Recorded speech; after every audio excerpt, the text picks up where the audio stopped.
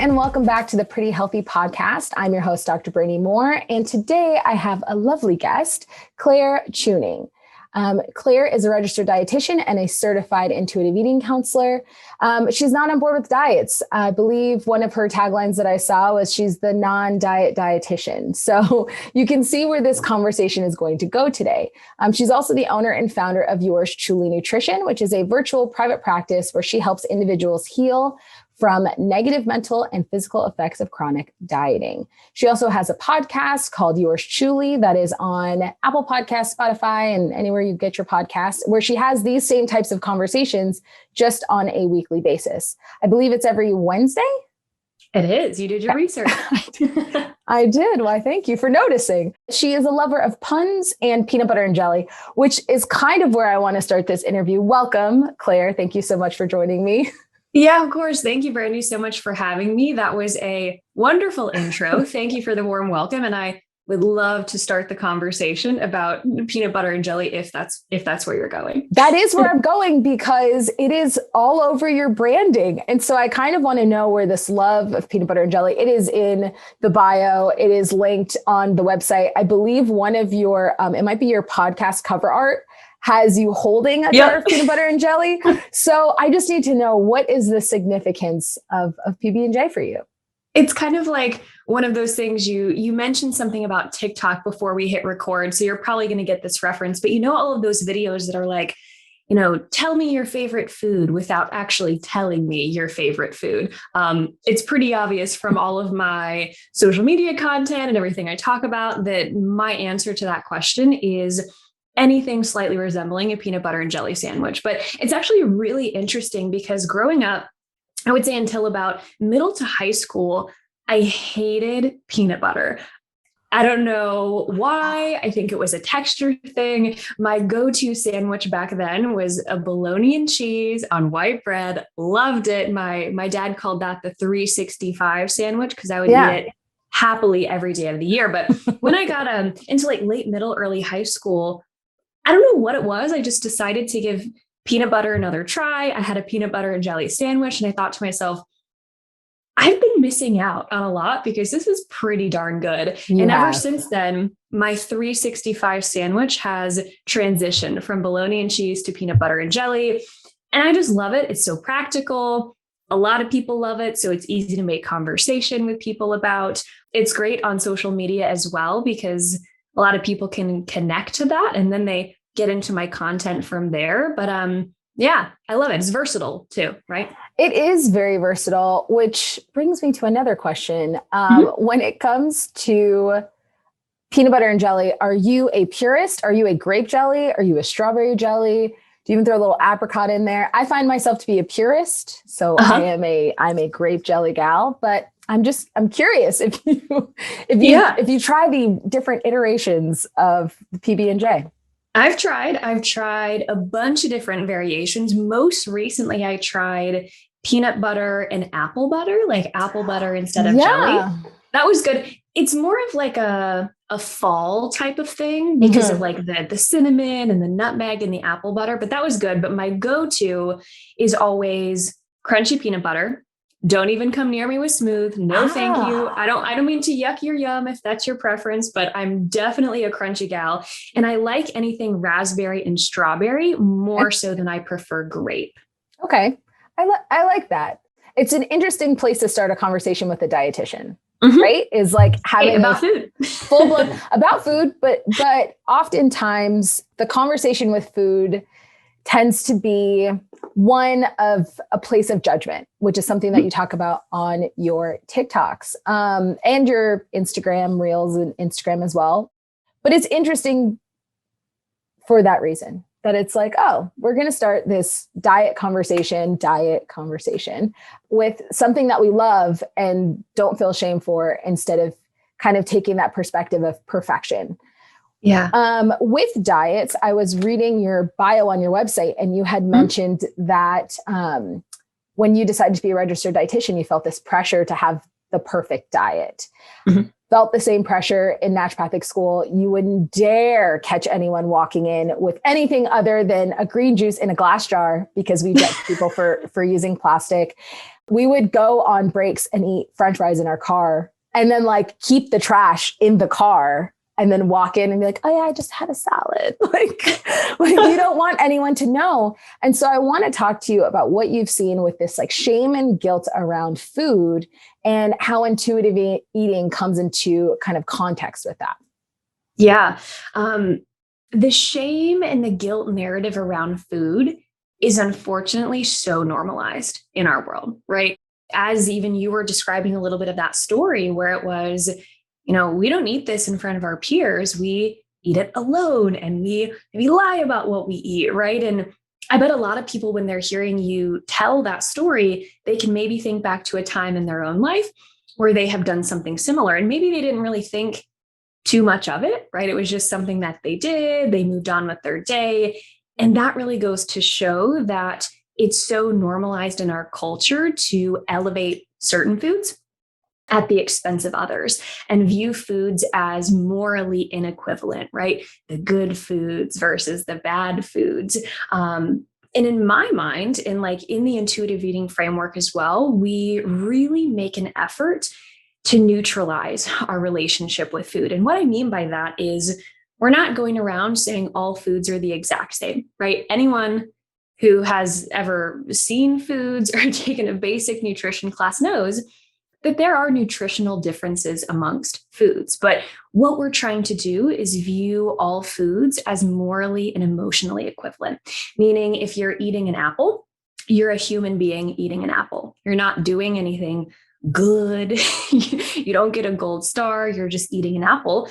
And if you're a human being eating a cookie or a donut, for example, right? You're a person eating a cookie or a person eating a donut. You're not bad. You don't have no willpower. There's nothing wrong with you. So the food choices that you make have nothing to do with your value or your worth as a human being. So intuitive eating, we can go more into this if you and your audience are curious, but it's a framework of 10 principles that are really geared to help the individual heal from chronic dieting or a disordered relationship with food through reconnecting to their body, right? So we're focusing on interoceptive awareness, meaning how do certain cues around food feel in our body? And how are we speaking to ourselves around food? And how can we make food choices based out of self-care and based out of how we'd like to feel, not only physically, but mentally and emotionally as well, rather than making food choices from this place of self-control or this place of guilt, which is what dieting as a whole and diet culture really normalizes and teaches us to do. So I went on a little bit of a tangent there. I probably gave you more than you were hoping for, but that's what I think of when I hear you tell the story of I was hiding in my car and eating all these foods, because many clients have shared something very similar with me before too. Yeah. I mean, some of it, I think a lot of it came from the judgment of others. So I've read Intuitive Eating by Evelyn Tribal. I actually started the intuitive eating counselor course, never finished it. So I'm familiar with it, but in there, she talks a lot about the different voices, right? A negative voice versus neutral versus positive, and that nagging little, I shouldn't be doing this because versus I want French fries. So I'm just going to eat French fries and be done with it and have this very, you're saying, neutral experience. It was I'm going to have it in the car and then I'm not going to bring it in because I know that other people are going to have something to say. And it's almost that people pleaser mentality with food that I would rather hide what I'm doing versus be confronted because I see something wrong with it. Right. Not even that they would care what I'm eating for lunch. It's my own projection. So you mentioned, you said so many good things. And in my mind, I was I should write that down. I should write that down. And I didn't, because ADHD got the best of me. But with intuitive eating, something that I feel often gets missed from the conversation, not from registered dietitians who are trained in it, but from the outside world, is intuitive eating means eat whatever I want, whenever I want, in whatever amount I want. And intuitive eating is so much more than that. You mentioned the 10 principles.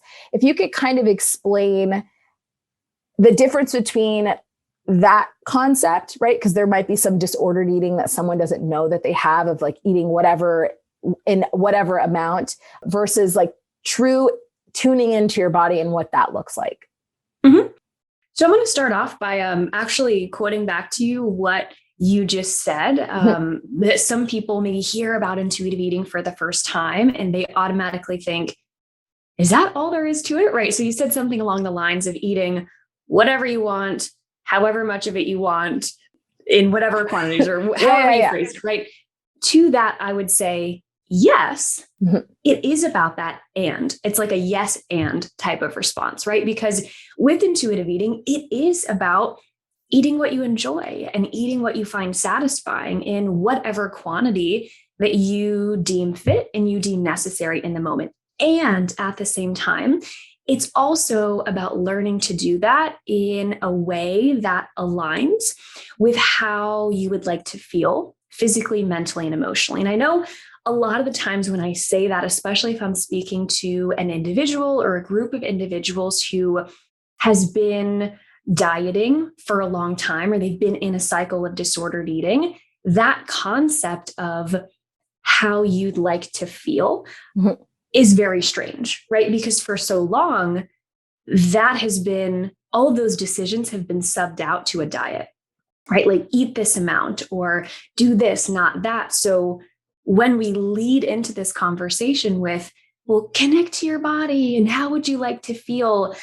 I very much understand that it's sometimes met with this sense of frustration because there's confusion in how to do that if there's like been a disconnect between you and your body for a long time. So I want to pause here and like acknowledge if any of your listeners are hearing me say, eat what you want with attunement to how you want to feel. If they're like, I have no idea how to do that, that's okay. Like that's what the intuitive eating framework and the 10 principles, that's what they're there for.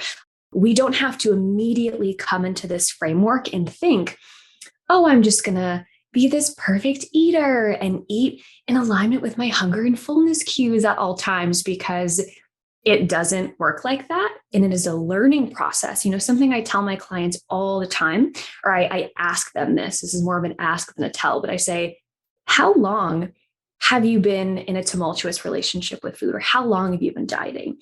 And for many people who I work with, the answer is years, decades, multiple decades. I say, okay, knowing that, we're going to unlearn that and we're going to help you learn how to reconnect with your body and figure out how food makes you feel and incorporate gentle nutrition and all the things.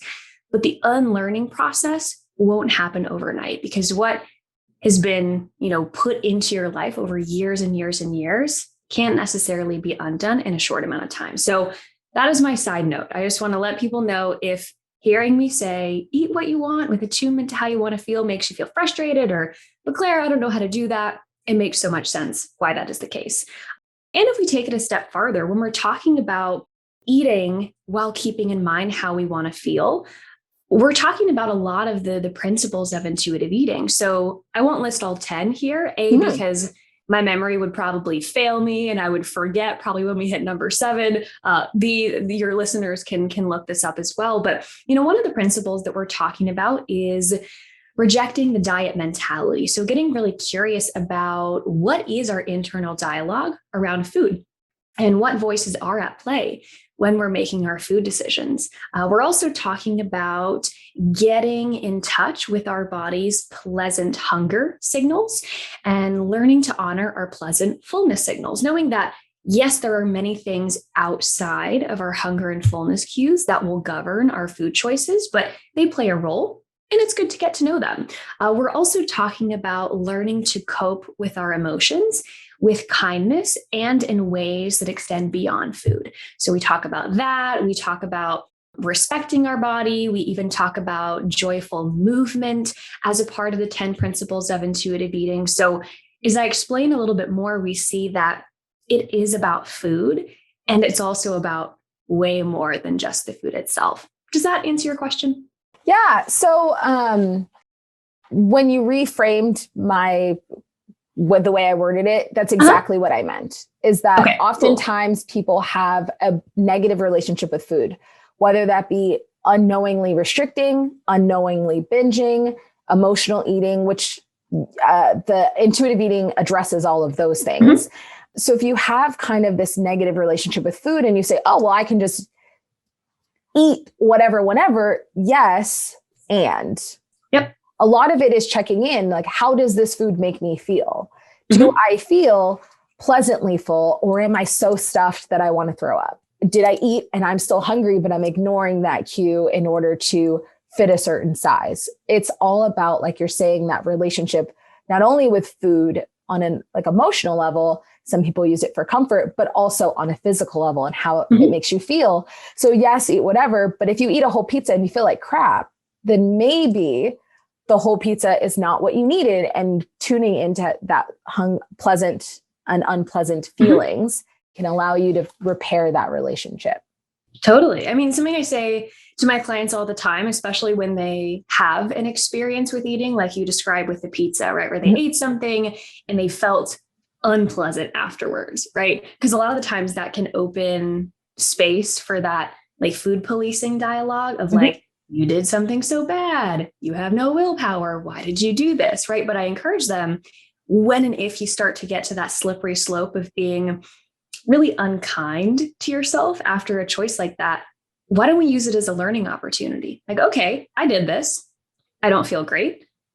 Why? Why might this have happened? Was I overly hungry heading into this experience? If so, makes sense why I would have pushed past my pleasant fullness cues, right? Maybe I haven't had this pizza in a really long time because it has been the forbidden fruit or the forbidden pizza in this case, right? If that's the case, it makes a lot of sense why you might feel kind of out of control around it, because you're not used to having that around and having that be okay to eat. So it takes time to habituate to this food. So anytime we have one of these experiences that don't feel super great in the moment, I tell my clients, it's a learning opportunity. How can we get curious? What can we learn that might shape our decision-making the next time we're faced with a similar opportunity? I love that intuitive eating is so focused on the internal. Like oftentimes when it comes to eating, it's what my parents think, what my mom thinks, what Cosmo thinks, what the latest and greatest like news celebrity doctor thinks. And not a lot of it is what I think. And so we get a lot of information externally and then decide how we feel versus saying, okay, like you said, I ate that pizza. How did it make me feel? What could I have done different? And then using that as a learning experience to change future behavior. It makes way more sense than just the external. Right. So a lot of people in the fitness industry will say that, I'm shredded and I used intuitive eating, right? And not that can't happen. It's just, I find that a lot of their definition of intuitive eating is not aligning with the way it was intended, with the 10 principles and kind of going through that, right? They might have counted macros or restricted for a really long time. And some of those behaviors are still left over contrary to the framework of intuitive eating. But there are people who want to lose weight and use intuitive eating to do it. What is kind of your perspective, or how do you help your clients navigate that want to be a certain size or fit a certain size and also be more in tune with their bodies? It's a great question. And I'll answer this as a little bit of a two-parter because I do want to make a brief comment about what you were saying. Sometimes we see on social media is like, I look this way and I used intuitive eating to get here, right?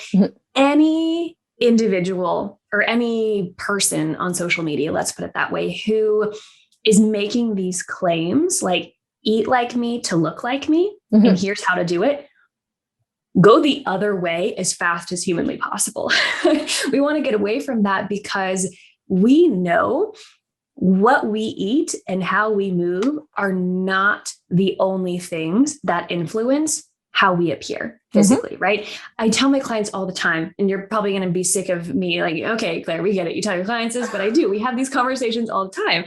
But I tell them, if every single person on this planet ate the same exact amount of food and moved in the same exact way, which could never happen. This is a highly hypothetical situation, but if that were to be the case, we would all still look like different human beings, right? Body diversity is intentional. So again, coming back to that first point, that anyone who is out here claiming eat like me to look like me is selling a lie. And that's not going to be the case. Now, second part of your question, how do we grapple with the desire to have a weight-focused goal or lose weight while also being curious about intuitive eating?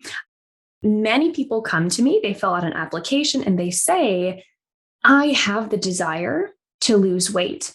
Can I do that within the intuitive eating framework? And my response usually goes a little something like this. And I'm confident that any other dietitian or coach who is also trained in intuitive eating would offer a similar answer. We want to validate that desire and hold space for it, right? I never want any client to feel that I can't talk about weight or I'm bad for having this thought or this goal, because at the end of the day, everyone has the right to practice bodily autonomy, right? That's a statement. We're just going to end that right there. And at the same time, within the intuitive eating framework, we cannot make any guarantees as to what will happen to someone's weight. Because the matter of the fact is, we do not know what healing one's relationship with food will mean for body weight. So some individuals, for example, stay relatively the same weight when they're working to stop the dieting cycle and have a healthier relationship with food. Other individuals, especially if a lot of restriction has been involved, or maybe they've been maintaining a body weight by not eating a lot and over exercising, and we need to get away from those behaviors, it is likely that weight gain is going to be a part of the healing process. Other individuals sometimes will see that weight loss is a side effect of the intuitive eating framework. Weight is never going to be the central focal point of intuitive eating. It's not a promise that I will offer weight loss specifically. It's not a specific goal that we are going to focus on as a team, because the challenging thing is when we are focusing on a weight outcome. You were talking earlier about how cool it is that intuitive eating encourages us to come inside the body. Oftentimes, a focus on weight or manipulating weight actively places the focus outside of the body, right? How little do I need to eat? What calorie count? What does the scale say? Which those things aren't bad inherently, but they do take us away from our ability to self-connect, because sometimes we have conflicting thoughts, right? It's, well, I'm hungry in this moment and I want to trust this hunger cue, but the scale was up this morning, so I feel like I should eat less, right? Yeah. So sometimes these ideas can kind of be conflicting. So I know that was a very long-winded way of describing my why, but moral of the story is I want to validate and hold space. I'm never going to shut someone down and be like, why the heck do you have that goal? Never at all. Yeah. It's just within the intuitive eating framework, we make no promises for weight loss as a specific outcome or a goal. Does that make sense? Yes, it makes a lot of sense, because everyone has a different natural set point. And so if you think you're supposed to weigh 120, but your natural set point is 130, and you've been restricting to try to get lower than that, then when you start to heal that relationship with food and eat more intuitively, listening to your hunger and fullness cues, especially in that learning phase, the beginning where you might over or under just based on variation of the day, of feelings, of where you are in your cycle, you might start to feel like you're gaining weight closer to your natural set point. And since no one can tell you you're naturally meant to be this number on a scale, it makes sense that you're not able to say, yes, I can get you down to what you think you should weigh. Because if your body disagrees with that, then the answer is no, I can't do that. So that makes a ton of sense. When it comes to disordered eating and intuitive eating, a lot of it is healing that, again, that relationship with food that you've developed. If someone is, hasn't been officially diagnosed, we're not talking about like official eating disorders, but has more of a tendency of like binging or restricting, are there any actionable steps that they can take to start kind of healing their relationship with food if they're listening to this and they're like, that's me. And obviously getting in contact with you and linking up in that way would be the most beneficial, or finding a certified intuitive eating coach. Mm-hmm. But what are some tips that you might be able to give them? Yeah, that's a wonderful question. And I will offer as many practical tips as I can. And I want to echo what you just said and reiterate a little bit as well. And especially when we're talking about, food in general, right? But especially a topic that is as complicated as binge eating or feeling out of control around food. I can offer general recommendations all day long, but there are often so many reasons why that behavior pattern could be happening in someone's life. So take these suggestions as an idea to plant the seed and maybe start some new behaviors. But like you said, definitely follow up with a dietitian or a trained professional of your choice if any of this resonates with you. So one tip, anyone who follows me on social media will quickly see this as a common theme throughout a lot of my content, but eating enough is so incredibly important in having experiences around food where we feel at ease and not out of control. I have had so many people come to me in the past. It's funny, I actually made a TikTok about this a couple of days ago. I don't know when this episode will come out, but anyone can go on my TikTok feed and find what I'm referencing. But so many people will come to me and say, I feel so out of control around food at night, or it's like I come home from work and I just feel like I could demolish my entire pantry. And my first question is usually, all right, there's probably a reason why this is happening. Tell me about your eating throughout the day. And a lot of the times people will describe an eating pattern that is far from adequate. Maybe it's like, I had my morning coffee and then I didn't eat all day. It's like I had one small meal or one small snack. And this could be a restriction that is intentional, or it could be unintentional just because someone is really busy. But no matter if it's intentional or not, whenever we are not eating enough, it's kind of like a pendulum, right? It's like we take the pendulum and we pull it to the side and to the side. It's like, I'm hungry and I'm not eating and I'm not eating. And we're all the way at this extreme level of hunger, right? And then at a later point, when we are surrounded by food, when we go to eat, because it has to happen eventually, we're automatically going to be in this place where we swing far to the other side, or we're more inclined to do so. Not because you have a lack of willpower, because something is wrong with you, but rather because the body is like, I needed food hours ago. I did not get it. So now that it's available, and I don't know if I'm going to get a chance to eat again within a timely fashion, I'm going to eat all the things now, right? So first tip is, whatever this looks like for the individual listening, eating regularly and eating enough is really important, not only for things like your energy levels and healthy hormone function and focus levels throughout the day and all the things, but in also helping to create later eating experiences where you can honor your fullness cues and not have to feel like you're just this ravenous, out of control person around food. So that is my first tip. And the second one that comes to mind is maybe try to get curious. What patterns, if any, do you see between the foods that you do feel out of control around? For example, if someone is always feeling bingy or out of control around, I don't know, a certain food. I'm not going to give specific examples, but I'm maybe thinking, as someone is listening, they're visualizing in their mind, like, yeah, I have a list of those foods. It could be that is happening. Back to my first point, because you're just not eating enough in general. Could also be because you have a lot of rules around that food specifically, right? I worked with many people who we determine they're eating enough throughout the day, but they're not allowing themselves to have foods that they actually find satisfying. Mm-hmm. Right? So even though they're eating enough, when they get home, they're in like this satisfaction deficit because they've only been eating the quote unquote good foods, or the one their diet plan allows. So when they haven't felt satisfied, or when they've been mentally restricting a specific type of food, we're automatically going to start to fixate more on the foods we're telling ourselves we can't have. So this isn't me saying you have to conquer the fear right now and have all of those foods, but make a list and get curious and see if there are any patterns there, because awareness of that can be really powerful. Yeah, both of those are really amazing tips.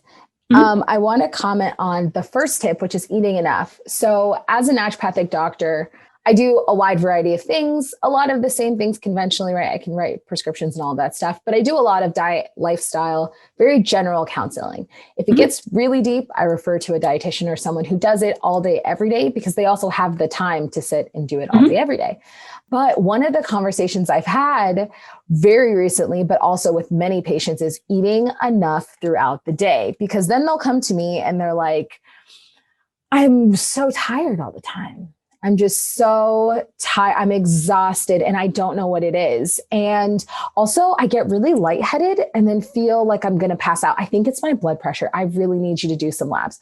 And they give me all of these things and I'm just like, okay, all right. I'm writing it down. I'm listening.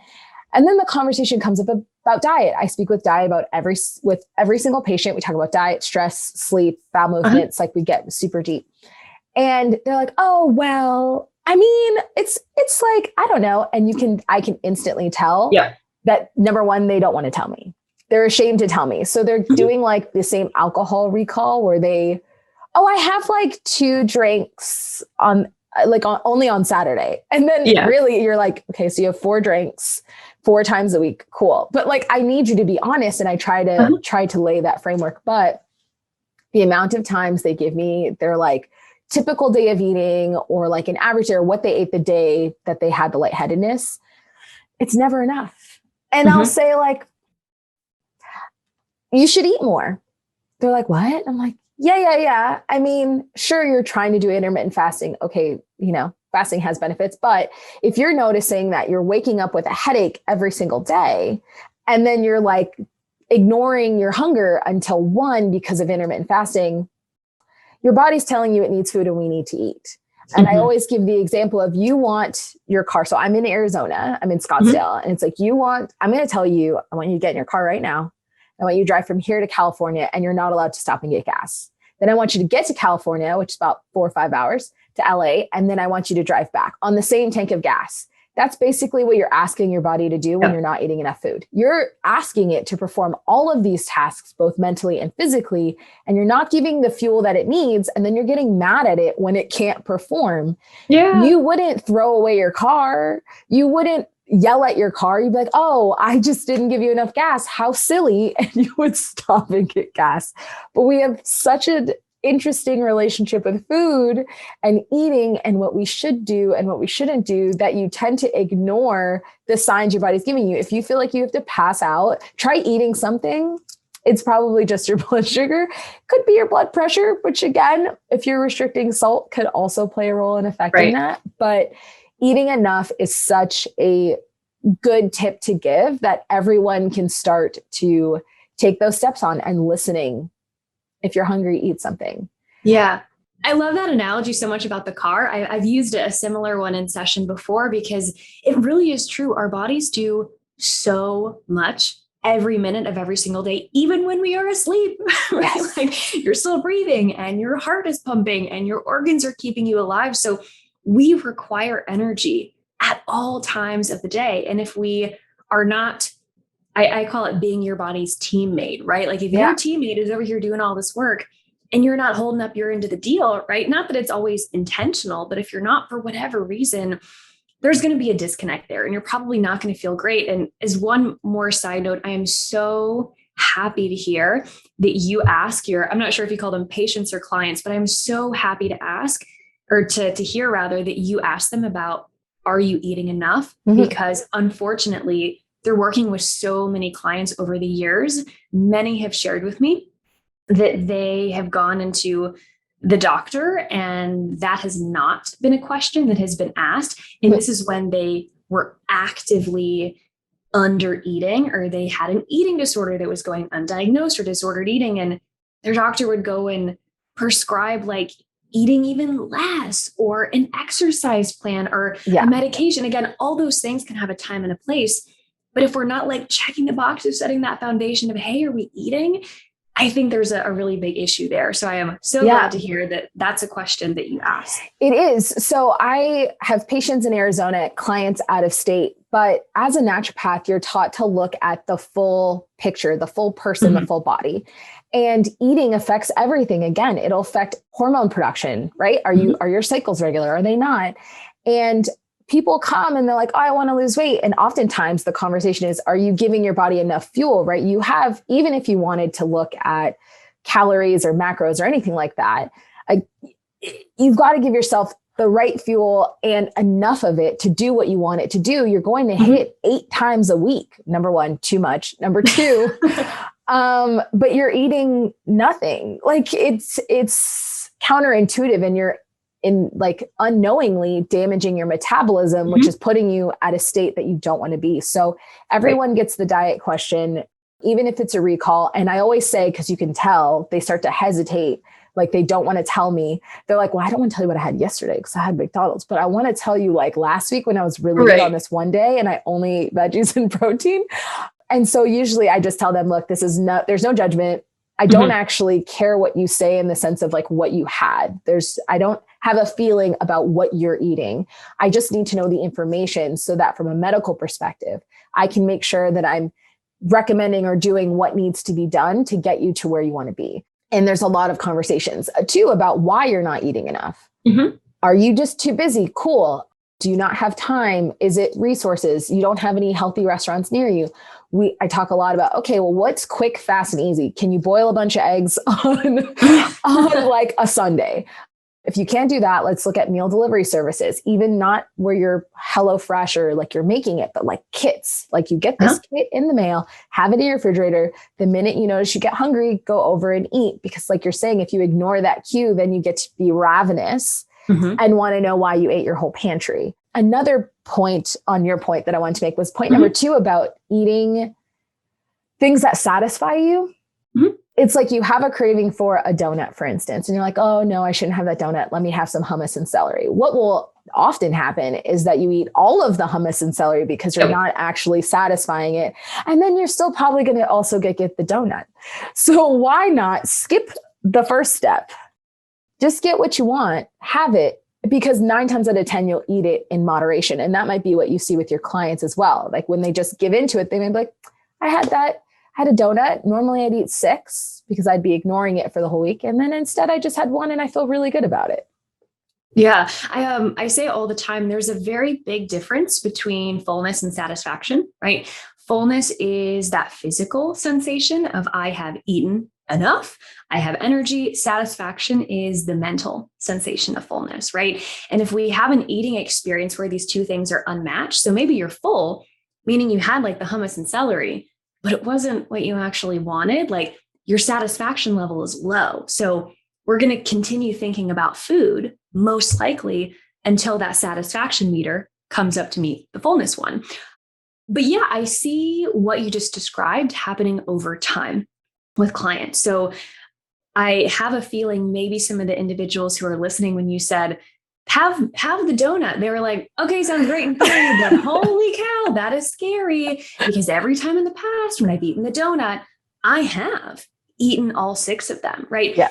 Again, if that has been an experience that you've had in the past, I'm willing to bet the intensity behind that experience was fueled because there was that Last Supper mentality in your mind, or there was that restriction, right? Of I better eat these all now because once tomorrow comes around, starting the diet, right? Yeah, There was still, even though the physical permission was there, the mental permission was not. There was still restriction there, right? So if anyone wants to experiment with like allowing themselves to eat the food that's going to bump up the satisfaction level, like know in the beginning, the process of offering permission might feel really foreign and like really scary. And you might have experiences where you eat more than you would like to and you feel uncomfortable. And that is okay because that's part of food habituation, right? Very fancy way of saying that the more we expose ourselves to certain foods, the less power they have over us over time. So if we can offer that sense of permission, trying our best to not be judgmental in the outcome, right? Yeah. Over time, we can continue to have experiences with these foods where we're eating them in a way that not only gives us satisfaction, but also leads us to this place of pleasant fullness, and we don't feel out of control. But I want to be very realistic in saying it might take time depending on the person's relationship with food leading up to this point. Yes, I agree. And I think that's something that people also don't allow themselves. You mentioned at the very beginning of our conversation, and I feel like it's a good place to kind of wrap up. But if it took you 10, 20 years of learning to eat this way or to restrict this way or to yo-yo diet or to have the diet police whispering in your ear, you have to allow yourself the time to heal and get better. Yep. And it doesn't happen overnight. But we have lovely professionals like yourself that can help guide us so that we don't feel lost and we don't feel like it's too overwhelming. Because you give tools to your clients all the time on how they can kind of combat those feelings, right? Yeah, I do. I love working one-on-one with clients. I always tell my clients, there's that phrase again. I always tell my clients, but every time they come into session, my goal is two things, right? A, I want to make sure they feel better than when we started the session. I want to make sure they feel less overwhelmed than they maybe felt coming into session. And I want to make sure that I've given them a tool or two to put into their tool belt that they can then use in the future when it comes to navigating experiences with food. But even if I don't get the opportunity to work with people one-on-one, I'm sure you feel this in your field that although you'd love to work with all the humans, A, that's not always feasible. And B, we do have like a time cap as providers. So yes, even if we can't see every person one-on-one, the beauty of social media is that we can provide resources that way through Instagram or in cringy TikTok videos like I do, or through podcasts like this. So yeah, I would encourage anyone who's listening. Of course, I'd love to connect with you one-on-one, but if that's not in the cards for you at this time, I'm also all over the interwebs and would love to connect with your listeners there too. Yeah, so I will link all of Claire's contact information below. Her website, clairechewning.com. She's on Instagram and TikTok at Claire Chewning. And you have an intuitive eating course, so people can take that course as well if they don't have access or if you don't have the capacity for clients. So you have a ton of resources for people to take a deep dive into intuitive eating. Thank you so much for being a guest today. It's been a pleasure interviewing and speaking with you. I've learned a lot, and I hope the people listening have as well. So yes, I'll link all of her information down below. I'll also link the Intuitive Eating book by Evelyn Tribal, if you guys want to take a look at that as well. But any parting words? Just a big thank you from the bottom of my peanut butter and jelly filled heart. It has been wonderful connecting with you today, Brandi, and your audience as well. I'm sure if they are half as incredible and as fun as you are to talk to, I'm sure they're amazing people. So thanks for the opportunity to share. And if anyone wants to come hang out on TikTok, you just have to promise to laugh with me, not at me. That's all I ask. It's a fair ask. Well, thank you everyone for tuning in today. If you were listening on an Apple Podcast, I would love a rate and review if you enjoyed what you heard today. Also, if you're watching this on YouTube, I would love a subscribe, a like, a comment. Tell us what you think of the episode. Let us know any questions that you have. I'd love to link you guys with Claire so that she can get to those for you. But yeah, have a great day and we will see you next Tuesday.